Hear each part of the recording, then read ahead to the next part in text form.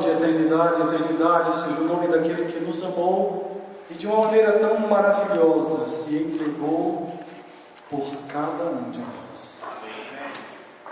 Palavra do Senhor no Salmo 27.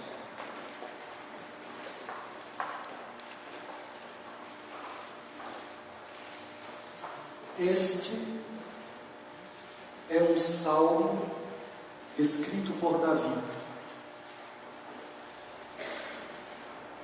Davi experimentou dias de escuridão, porque só sabe o que é precisar se esconder aquele que está sendo perseguido. A palavra de Deus, no Salmo 27, começa dizendo: o Senhor é a minha luz e a minha salvação. A que temerei? O Senhor é a força da minha vida. De quem me recearei? Quando Davi escreveu esse salmo, ele tinha na memória a caverna de Adulão.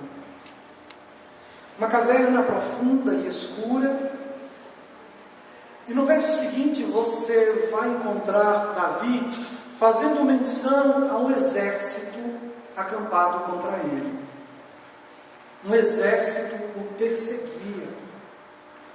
Ser perseguido por uma pessoa no local de trabalho, ser perseguido por um vizinho, olha, é uma coisa tão dolorosa que Rebeca, mãe de Esaú e de Jacó, Rebeca, ela chega a dizer que as noras dela, por parte de Esaú, tornaram a vida dela muito amarga.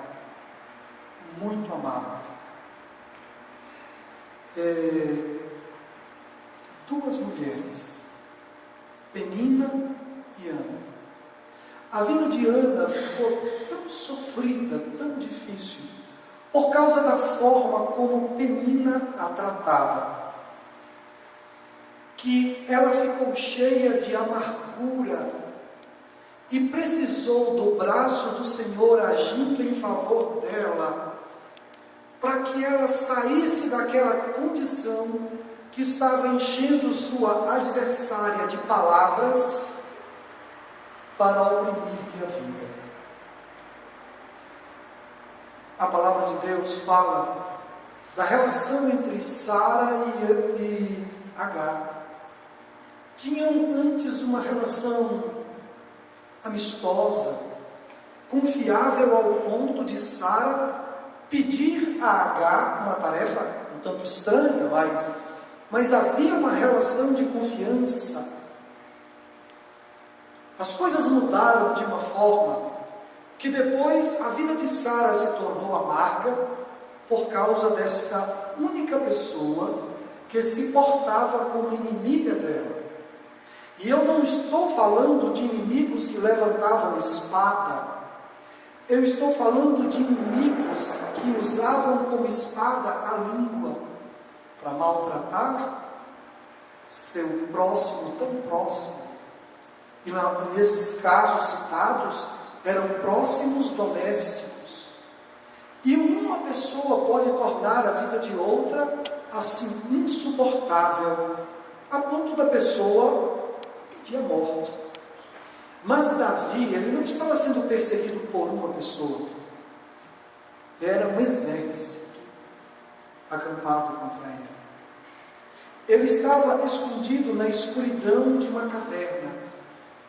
Lá no fundo daquela caverna, naquela escuridão, o texto bíblico diz que o seu perseguidor precisou usar a caverna como sanitário e fez uso, e ele estava lá dentro, escondido, e poderia ter aproveitado a oportunidade para se vingar. Vocês conhecem a história, ele não fez, mas foi naquela caverna escura, com medo de perder a vida, que ele disse: o Senhor é a minha luz.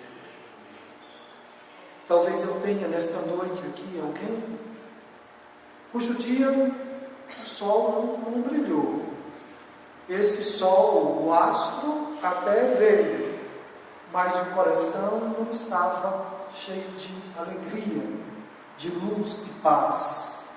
Então, em meio à escuridão da própria vida, em meio à noite escura das próprias ideias, aí buscam um lugar de oração para poder dizer: o Senhor é a minha luz. O Senhor é a minha luz. Foi o que Davi disse: o Senhor é a minha luz. Ele é a minha luz. O verso seguinte, ele diz também que, no mesmo verso, ele diz: o Senhor é a minha salvação. Então, além de minha luz, o Senhor é quem me salva, porque de um exército é o Senhor que me salva, mas do medo, da escuridão do medo, Senhor, o Senhor é a minha luz, o Senhor é a força da minha vida. Eu não vou ter medo, eu não vou ter medo. De quem me recearei? Para os que chegaram, Salmo 27. De quem terei medo?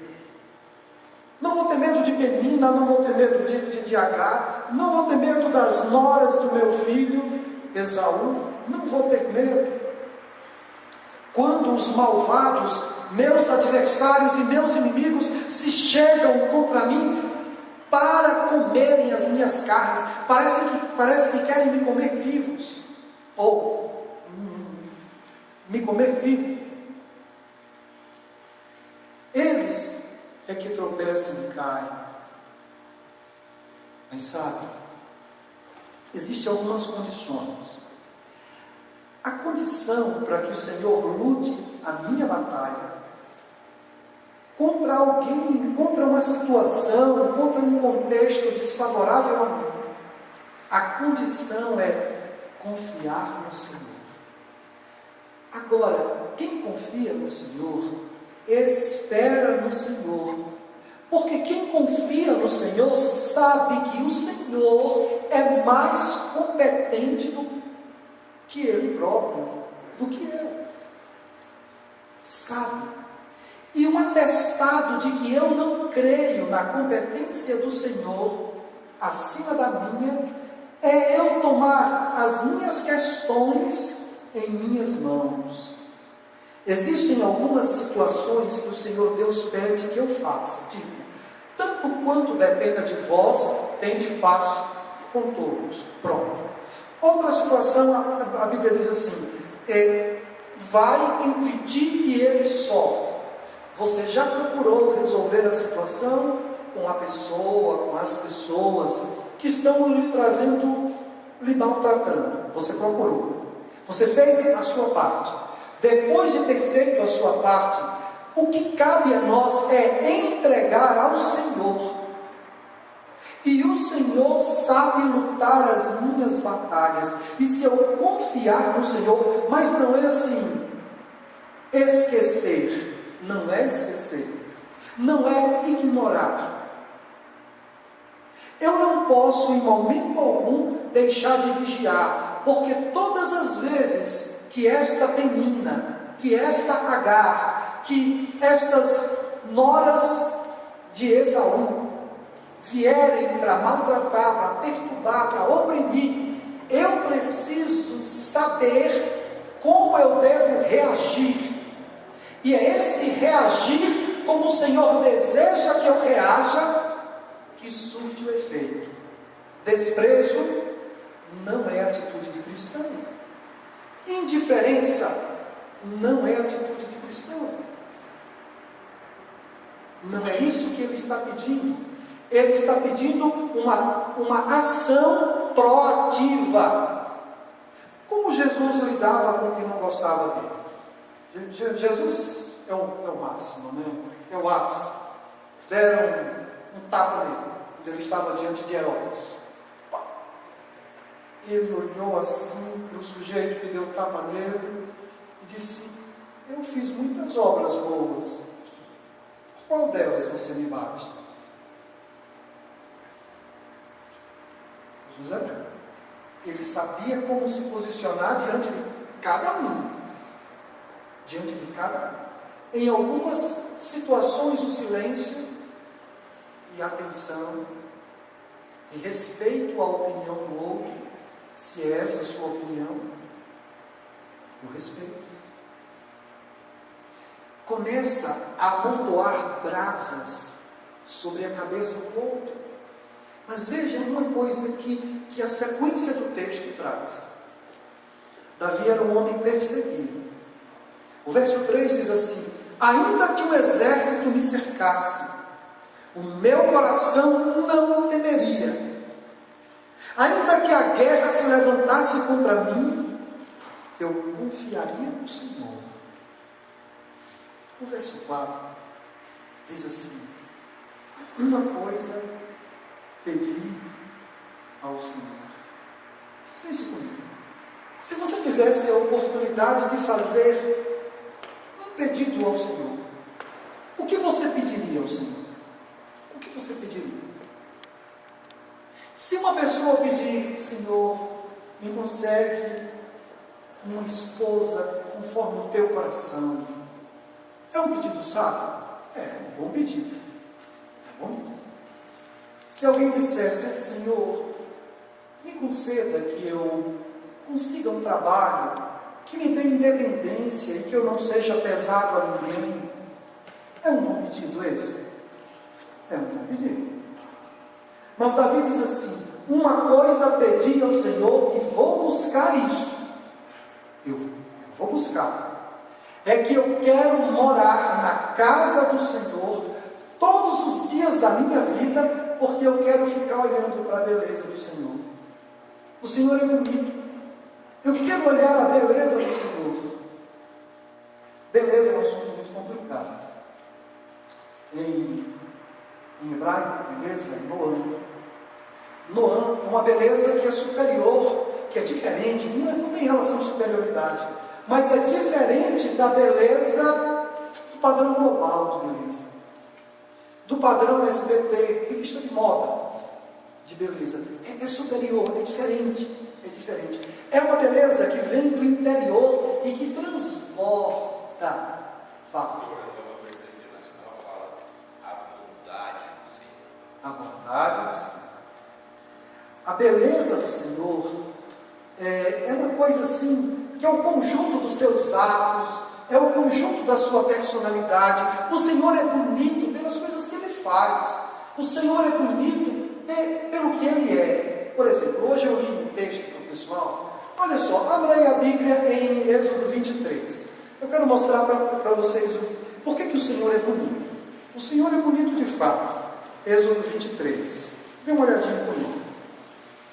Hoje eu me reuni com um grupo que a gente está estudando a Bíblia, tentando pegar textos assim, bem até difíceis de interpretar e tal, alguns detalhes. Foi muito bom.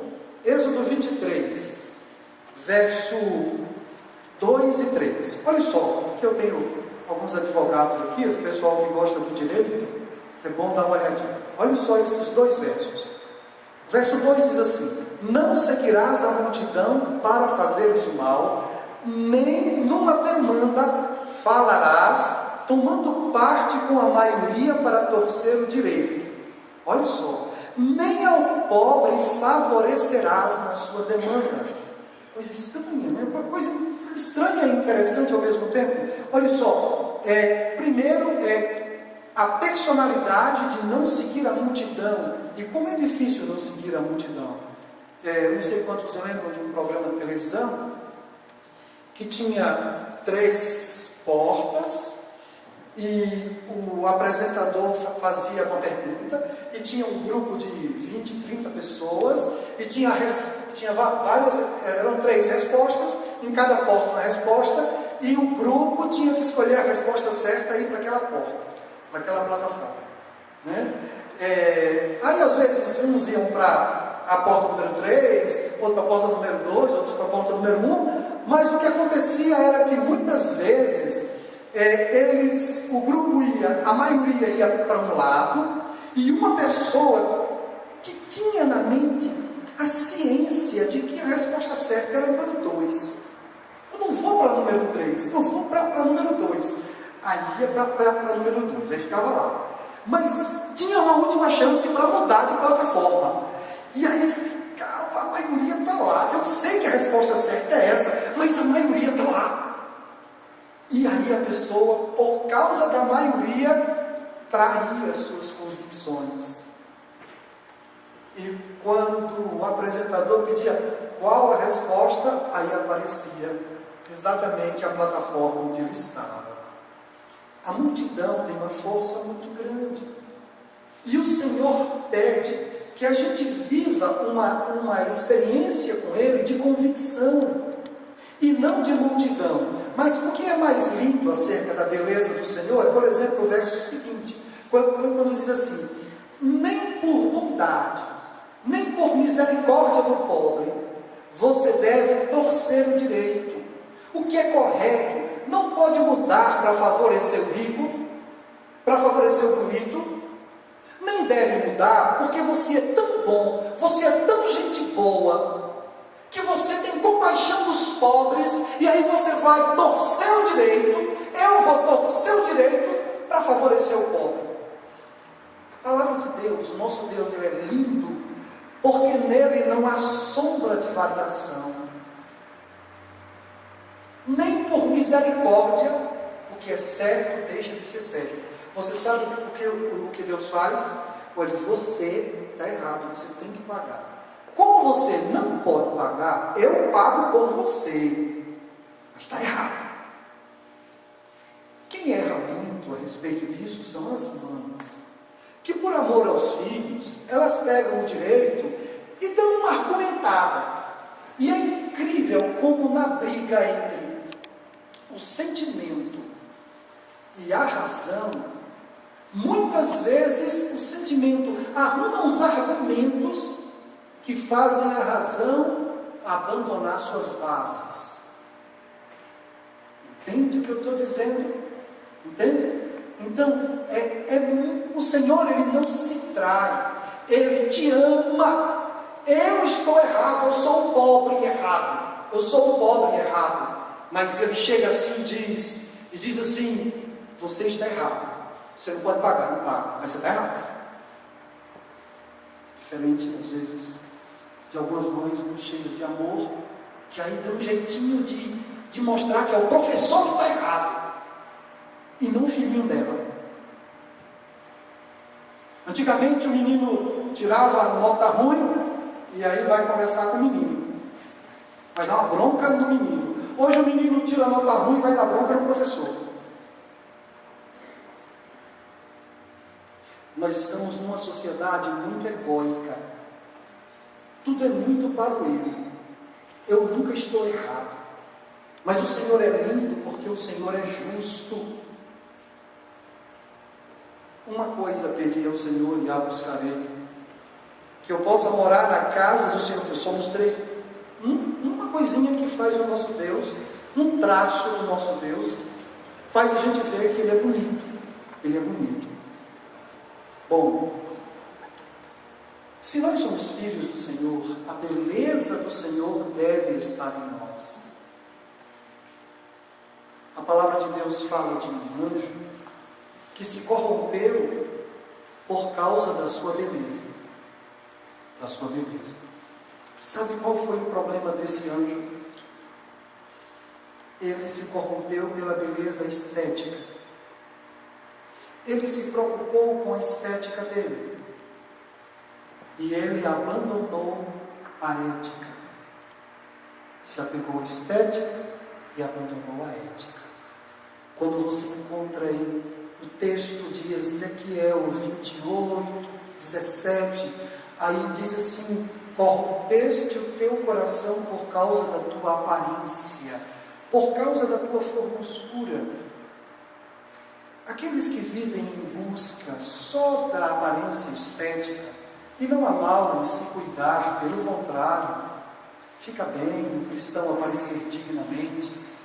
Mas o problema dessa sociedade é que a maioria vai em busca de lipoaspiração mais por causa de piração do que de lipo. Entende? E esse é o contexto no qual a gente está inserido.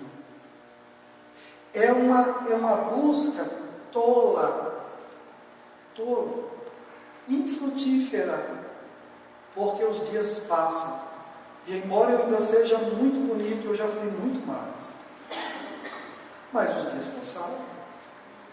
passaram, e o espelho insiste em não ser mais tão generoso. Os cabelos caíram mais.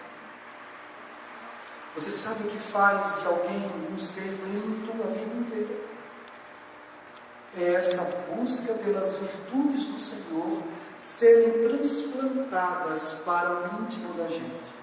E só tem uma maneira de adquirir a beleza do Senhor, é se relacionando com Ele. E a beleza dele vem para o coração da gente. E a gente se torna gente linda numa dimensão muito maior do que a proposta das revistas de moda, do que o padrão global de beleza. Muito maior. Olha, uma coisa pedi ao Senhor, e a buscarei: que eu possa morar na casa do Senhor todos os dias da minha vida. Eu vou mostrar a você só um sonho do Senhor. Nos próximos 5 minutos eu encerro. Um sonho do Senhor. Êxodo capítulo 25. Êxodo capítulo 25.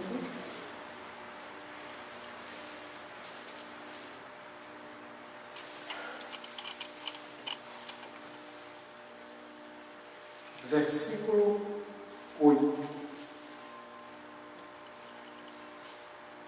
E me farão um santuário para que eu possa habitar no meio deles. Opa! A gente está encontrando aí duas pessoas com o mesmo sentimento. Deus disse: quero morar com vocês. Façam um santuário, uma casa para mim também, que eu quero morar com vocês. Aí Davi, no Salmo 27, ele diz: eu quero morar na casa do Senhor. Senhor, eu quero morar contigo. Aí Deus disse: eu quero morar com vocês. Aí em outro texto a palavra de Deus diz que Davi era um homem conforme o coração de Deus. Porque um homem segundo o coração de Deus, uma mulher segundo o coração de Deus, uma pessoa segundo o coração de Deus, é alguém que descobre os sentimentos e a vontade do Senhor e coloca no próprio coração os mesmos sentimentos e a mesma vontade.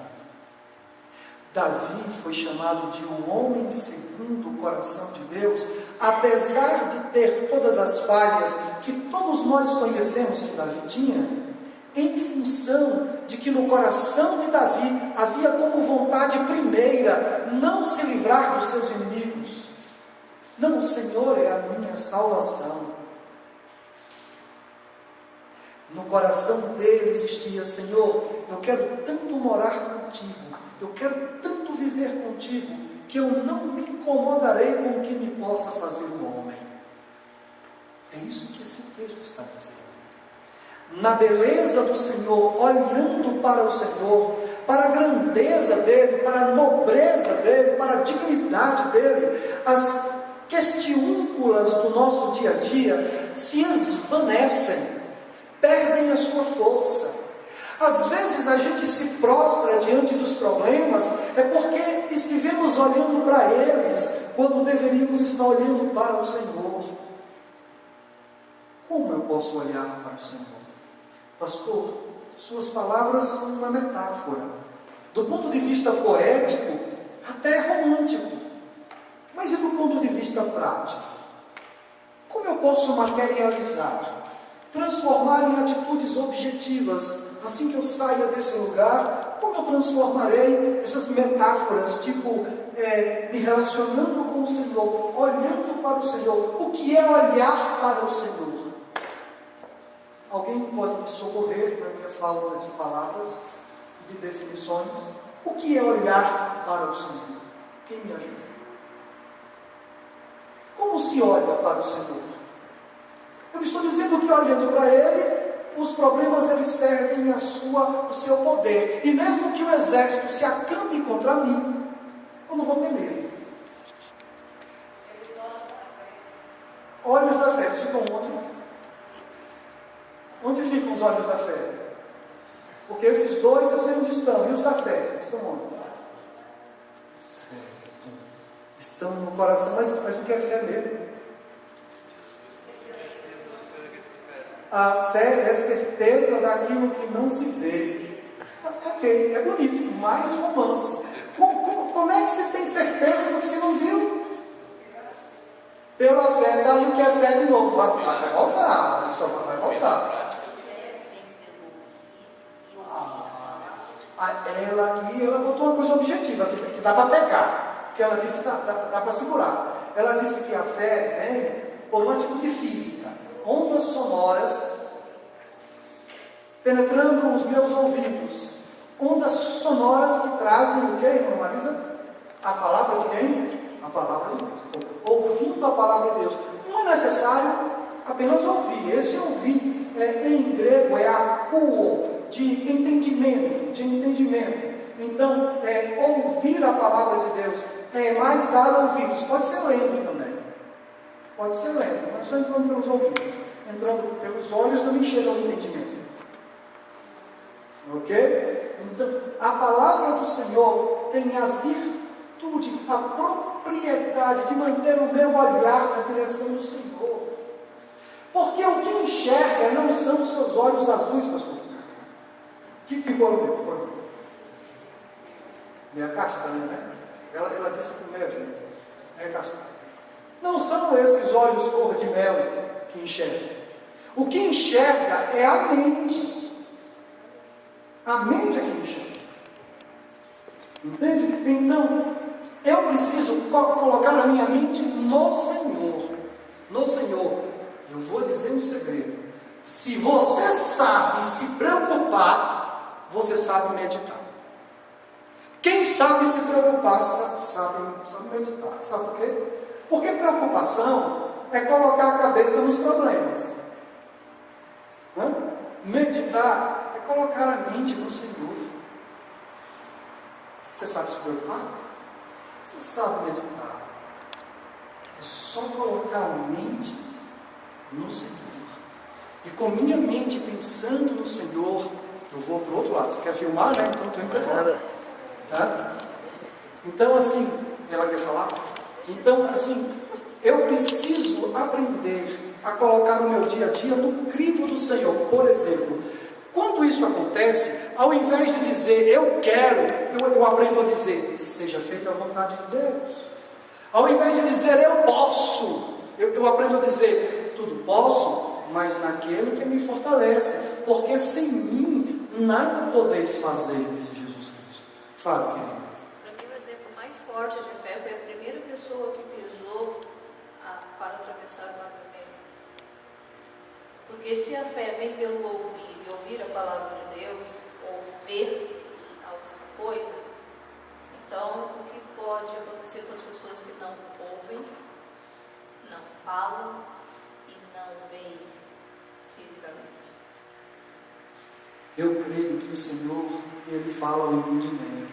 Por isso que é importante entender que a fé é muito mais do que ouvir, enxergar, porque a primeira pessoa que pisou na areia quando o mar se abriu, ela nunca tinha visto aquilo antes. Não viu o mar aberto, ele estava fechado e ela pisou. Ela pisou. A fé é uma coisa inexplicável, assim como inexplicável é o amor de Deus. Transcende as nossas palavras, né? É por isso que o verbo ouvir é akuo, que é entendimento, é mais relacionado ao entendimento. E mesmo um cego que não pode ver, mesmo um surdo que não pode ouvir, ele akuo, ele ouve, de dar ouvidos, de entender. Davi era um homem segundo o coração de Deus, porque ele tinha no coração dele o sentimento e o anelo, o desejo que Deus tinha no dele. Você sabe qual a vontade de Deus? Que haja paz na sua casa. Se no seu coração existe esse sentimento, Então, assim como Deus pagou um preço para morar entre nós, pagou um preço, Ele espera que você pague o preço pela paz. Sabe por que eu usei esse exemplo da paz? Eu poderia usar qualquer outro exemplo, porque a gente geralmente é passivo em relação à paz. A gente espera que a paz aconteça, a paz acontecer, mas paz é fruto de esforço. Não se conquista a paz sem luta interior. O problema é que a paz que o mundo propõe é uma paz que eles acham que é conquistada com luta parelha, externa. Mas a paz que Cristo dá é uma paz que é conquistada por uma luta com o homem interior, comigo mesmo.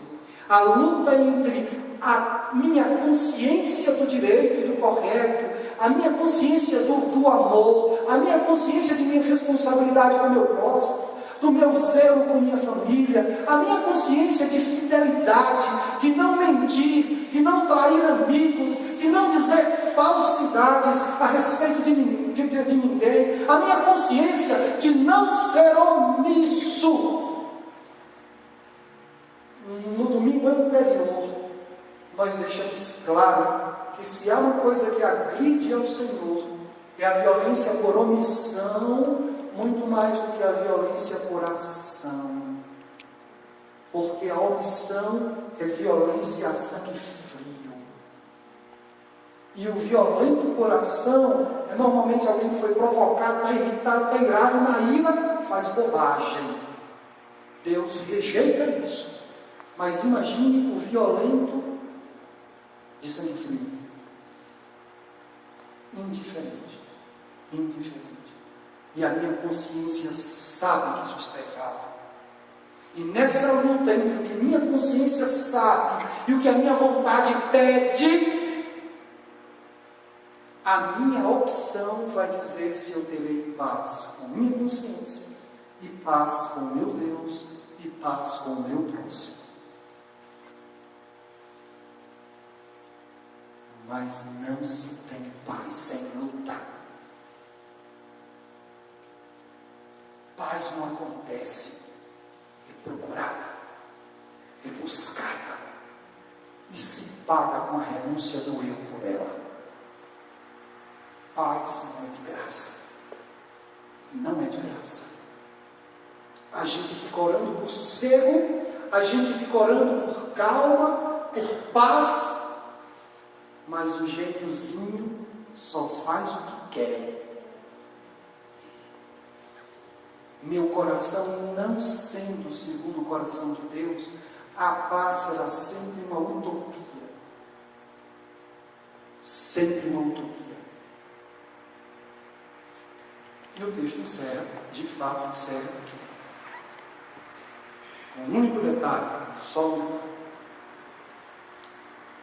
Deus quer morar conosco, a gente quer morar com Ele, então Ele pode dizer que nós somos homens e mulheres segundo o seu coração. Eu não vou pedir para abrir a Bíblia, eu vou só citar, porque todos conhecem o texto.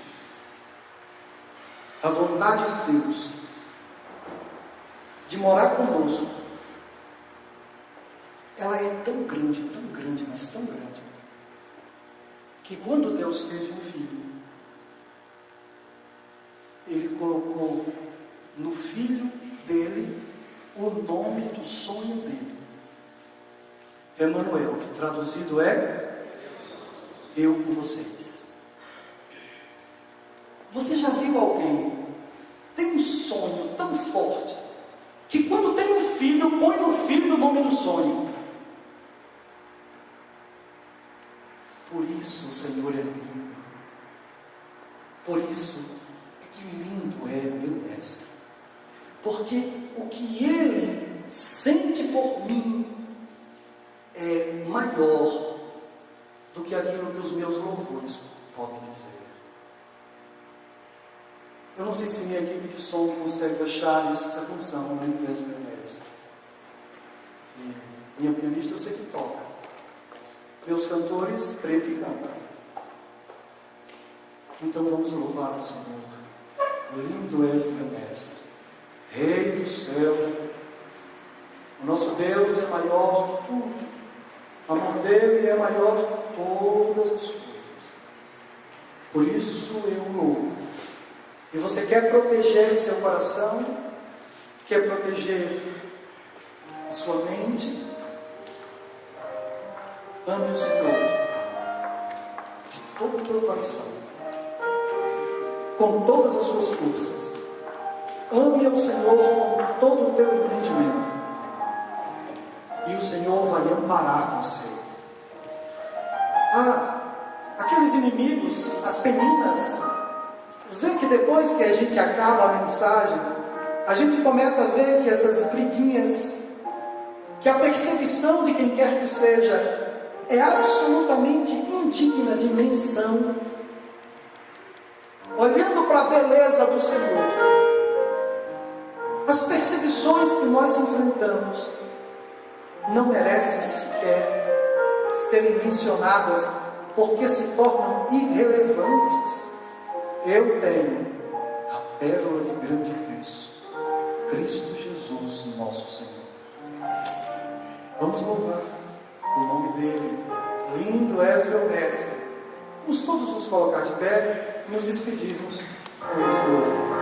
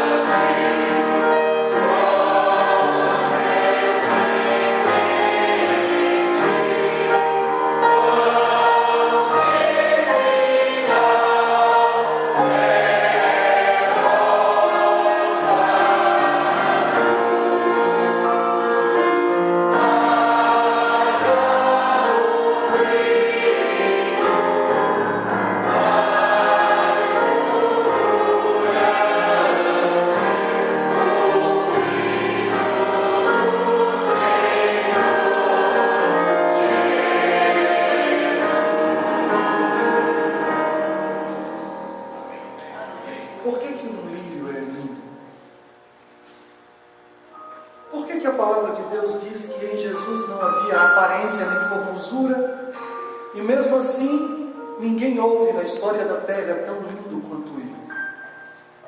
Porque existem coisas para as quais não se dá valor, que os cristãos, de forma geral, abandonaram, porque correram em busca de outras coisas, como o que há de mais em um lírio, exceto a simplicidade dela?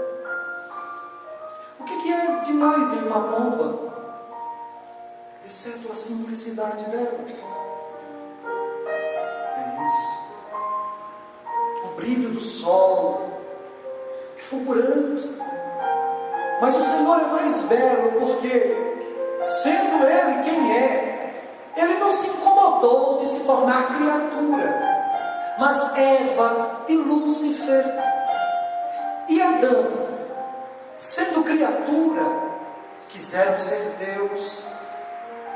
E ele, para mostrar que ser criatura, amada por ele, é maravilhoso, ele disse: vocês não estão gostando de serem criaturas?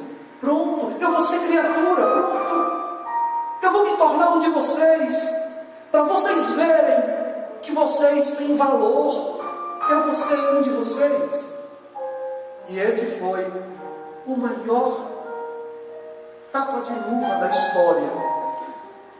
A criatura quis ser Deus, e Deus não se incomodou em ser um de nós. Que coisa! Por isso ele é lindo.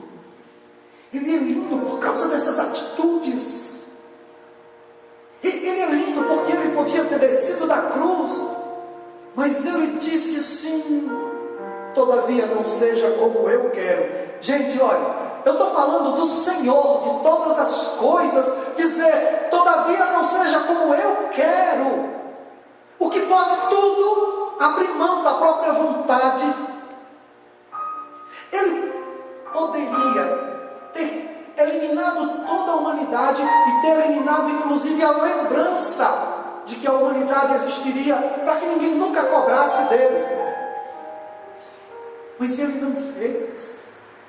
Por isso ele é lindo, porque ele é íntegro, ele é ético com ele não é correto só quando tem alguém olhando para ele é correto mesmo quando não tem ninguém olhando para ele. É por isso que Jesus é mais que tudo. É por isso. Tudo isso assim junto. E muito mais. Então, olhando para ele, o jeito dele entra na gente, e a gente fica com vontade de ser como ele. A gente fica querendo imitar o caminhado dele, a gente fica querendo imitar o olhar dele, as palavras dele, os gestos dele, a mentalidade dele. Lindo és, meu mestre, és rei de todas as coisas, mas disse: não seja como eu quero. E quantos problemas a gente enfrenta porque a gente quer que nossa vontade se faça. E como não bastasse na terra, nossas orações ainda são meio petulantes, querendo mudar Deus. Pelo amor de Jesus Cristo, lindo é ser humilde. Beleza é a simplicidade. Jesus é tudo isso. Nós somos filhos dele. É só imitar o Pai. Até por genética, a gente tem favorecimento, facilidade de, pelo poder do Espírito Santo, nos assemelharmos a Ele.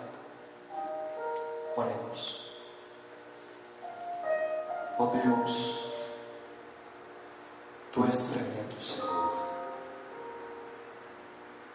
Tu és tão maravilhoso que os mortais ficam sem palavras. E todas as palavras que a gente diz acerca de Ti são insuficientes.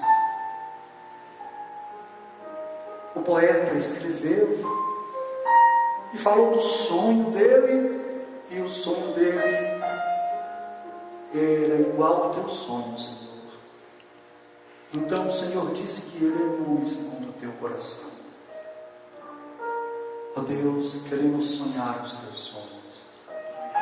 Então nesta noite, enquanto dormimos, é uma noite de domingo, segunda-feira, logo cedo a gente tem que levantar, mas nós imploramos que o Senhor nos dê os Teus sonhos, e que os Teus anjos se acampem em nosso quarto, velem o nosso sono,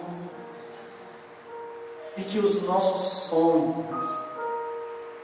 sonhos sonhados na noite dormida, mas sonhos sonhados de dia acordados, sejam todos segundo os teus sonhos. Obrigado porque o teu amor está aqui neste lugar. Obrigado porque vir à tua igreja não é perda de tempo. Obrigado porque estes escolheram a melhor parte, como Maria, Senhor. Eles poderiam se preparar para o dia de amanhã, cuidar de algumas coisas pendentes, mas eles deixaram as coisas, os afazeres, e vieram ficar contigo, ouvindo a tua palavra, recebendo a tua luz, que vem da tua palavra viva. Ó Deus, eles escolheram a melhor parte. Alguns estão de ressaca hoje, usaram mal o dia, e agora à noite, alguns estão com a cabeça na mesa de um bar. Hoje, nós estamos com a cabeça no céu. Volta logo, Senhor, porque queremos que os nossos pés também estejam no céu. Que a tua paz, que a tua eterna graça, que o teu maravilhoso amor habitem ricamente no coração de cada um de nós, em nome de Jesus.